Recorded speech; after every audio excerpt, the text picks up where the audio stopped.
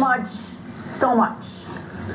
There you go. That's how much I love it. Well, It's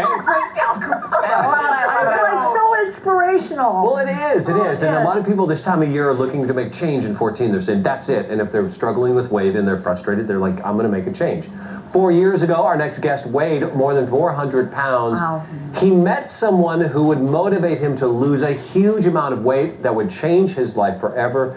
We're going to sit and chat with David Garcia now.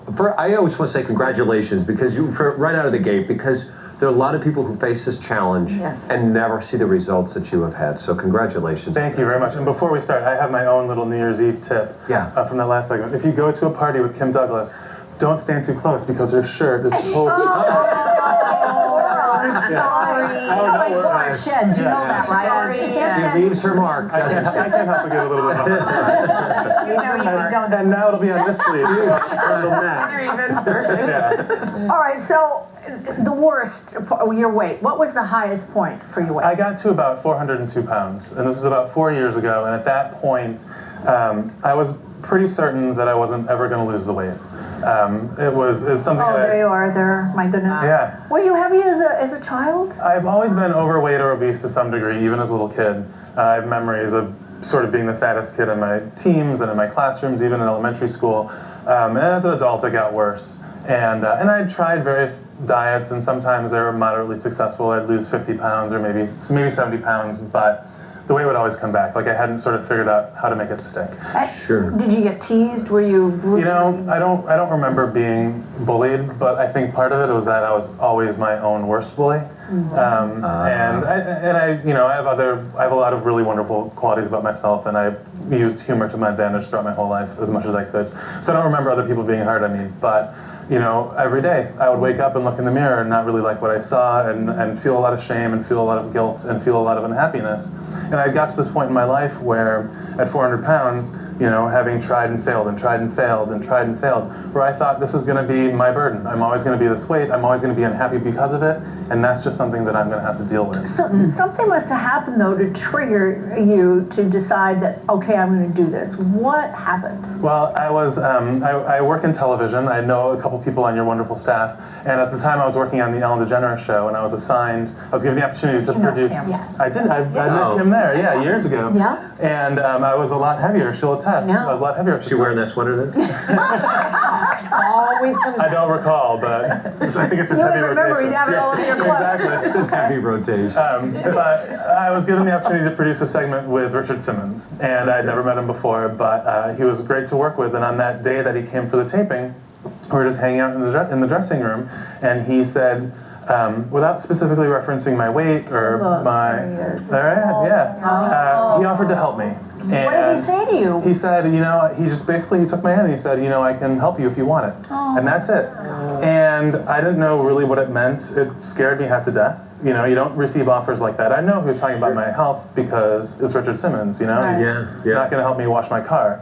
But, Did you take it as an insult, or were you offended by it? Did you... I wasn't offended. I was stunned. It was bewildering that anyone would make such an offer, let alone like the biggest sort of fitness, unsolicited, you know, from a fitness guru, and who's built a career on this and who's internationally known because of it.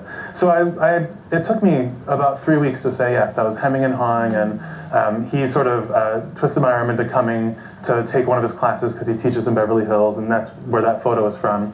And finally, after a couple of weeks, I shot him an email and I said, you know, I don't know what this is going to entail, but I got to the point where I knew I'd be a fool if I didn't take up this opportunity, no matter what it would entail. And so I said yes, and... What did you say yes to? I didn't know at the time. But what, you know now, but so what he did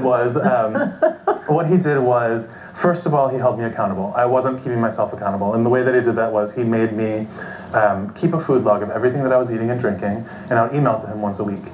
And he would respond back, oftentimes within the hour, and he'd say, you know, he'd point out things that I was eating that I maybe should cut back on, or healthy swaps. And you know, when it comes down to it, I think most people have a good idea of what's good for you and what's bad for you. But having to write it down and email it and own up that, even if it was something little, like a handful of M&Ms or, you know. Or 6 mouthfuls of that. Yeah, right. Six mouthfuls. Yeah, so once you have to, you know, take ownership of that and share it with someone else, you know, you start thinking about what you're putting in your body. And I wasn't doing it at the time. I had no sort of sense of control about portion size, about quantities, about you know, snacking versus meals, and having a day that included balanced meals and balanced foods.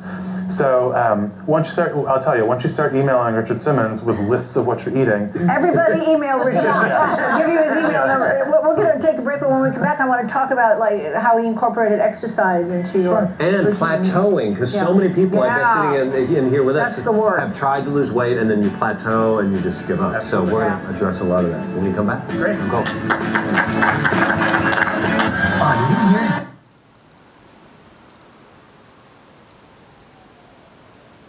eat and what foods to avoid. All happening Friday right here on Home and Family.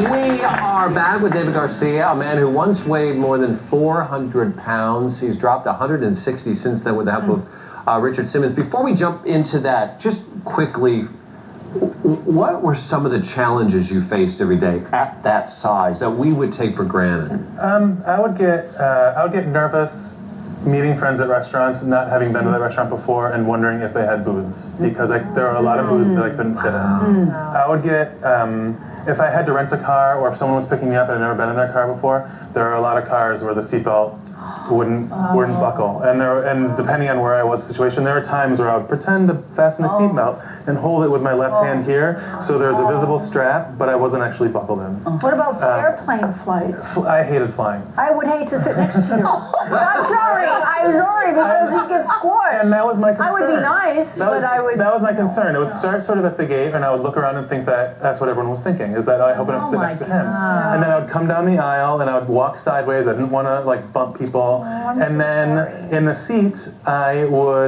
couldn't lower the tray table, and I was so conscious of invading, you know, your space here next to me. I would sit sort of with my arms crossed like this, or across my legs. Were you really sensitive to other people's reactions, visual or audible? Did anyone ever say something just so untoward? I mean, you know, I don't really unintentionally. I was more conscious of, like, if I was at a party or in a crowd and I had to make my way across the room, like sort of squeezing through and doing that, like, excuse me, and like asking people to, you know, move, to part, because there was a massive, literally a massive body that had to go through. To show that would drive me crazy. To just get an idea of the size, you brought with you your old retired pants. Do you mind if I stand up? Yeah, go ahead. This is, Wow. That is crazy. I had these came from a catalog. I had them in 4 colors. And by the way, it brings up a good point. Could you go to normal stores? There was about 2 that I could shop at, and I hated shopping. And then there was a couple catalogs, and that was about it. Wow. I'm curious, like, how do you maintain the food that you eat? I mean, I work in food and beverage, and I travel like 3 or 4 times a month.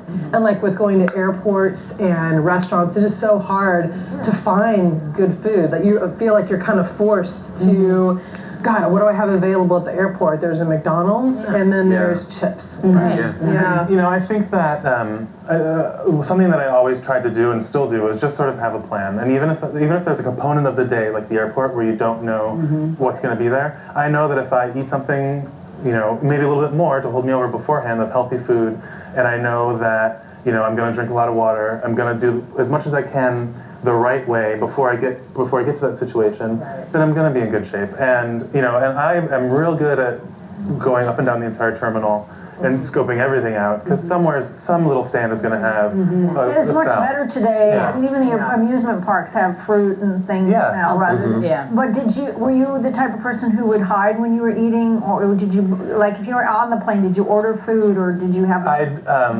There are times that I would certainly sort of hide it, and then there was plenty of times I've lived by myself for a long time, and there was times where I didn't need to hide it, and I would eat vast quantities of all sorts of junk food. It'd be such an isolating experience. You never think about that. Do you think that it's more, I mean, people that are generally overweight, has something to do with the psychology behind it too, whether their relationship with their parents or their relationship?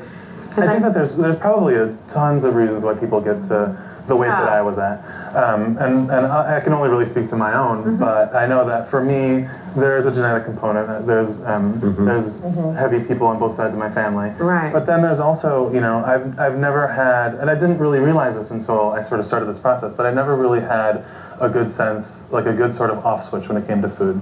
And I never got that sort of full feeling or recognized that full feeling. And I never, and there was no situation that food couldn't Yeah, I mean, I ate when I was happy, I ate when I was sad, I ate when I was stressed, I ate when I was lonely, I ate when I was, you know, jubilant. Like there was equal opportunity, you know, any situation I would eat. What's different now that you're able to control it? I think that I'm more aware of all that stuff. I'm more aware of when I'm stressed or when I'm upset or when I'm depressed and I know that I have other things that I can do. Like what? Like I talk to my friends and family. I work out. That's something that is a huge monumental change. What do you do when you work out? I do a variety of things. I like to switch it up so I don't get bored, but I take Richard's classes in Beverly Hills every once in a while, and that's a good cardio dance-based workout. I do a lot. I lift weights. I do other forms of cardio. I'm sorry? Wow. I walk. I run. I took up a hobby in the past couple of years where I compete in charity races up the stairwells of skyscrapers. Oh my goodness! In November, I made it to the roof of a 54-story skyscraper downtown in 12 minutes. Oh, what? Gosh, really? Yeah. Wow. And that's really fun because those are amazing challenges. They're difficult. They're brutal. But that feeling of being on the roof, the whole city below you, and knowing that my legs, my body, I got myself up there. You couldn't do that in some elevators. You know how many times you wait and then it goes to the floor and like the kids pushing all the buttons. But in all seriousness, if Richard, who's been here on this show, is watching, what would you want him to know? Because I know you have a close relationship, but is there anything you want to say to him? You know, I'd thank him. He's Wow. Good you are. He's changed my life, and what people may not know about him, you know, people know him and love him from talk shows and TV where he's this enormous personality. But it's not just me. There are hundreds of people around, thousands of people around the city and around the country and around the world that he has a personal relationship with, that he emails with, that he calls on the phone, that he brightens their day and checks in with them. And there are millions of pounds that have been lost, Millions of pounds. that are because of people's relationships with him. And that's what you don't really see when he is sort of, you know, goofing off and having fun on TV. But that's the foundation of all the amazing things that he's done. I have a million more questions for you, but we're going to step away. But Yeah, if you have any questions for him too, if you could go to would you check in on our website Absolutely. and talk to people? Absolutely. Because I know they have questions. Yeah, and I have my own website that people can go to. I have a blog, and I share my story. It's called keepitupdavid.com. And I share my struggles and my successes, and you can check me out there. And yeah, because I know there are times you get frustrated, you plateau, which we didn't get to, maybe we can get to a little bit later on. And then how you keep it up, because that's what you struggled with. It's like you lose 50, 60, 70 pounds, people will be like, that's an amazing amount of weight, but then keeping it up. Coming up, thank you so much. Happy New Year. Thank you. Coming up, find out how you can bring good luck and prosperity this new year into your house with indoor plants, right? That's correct. All right.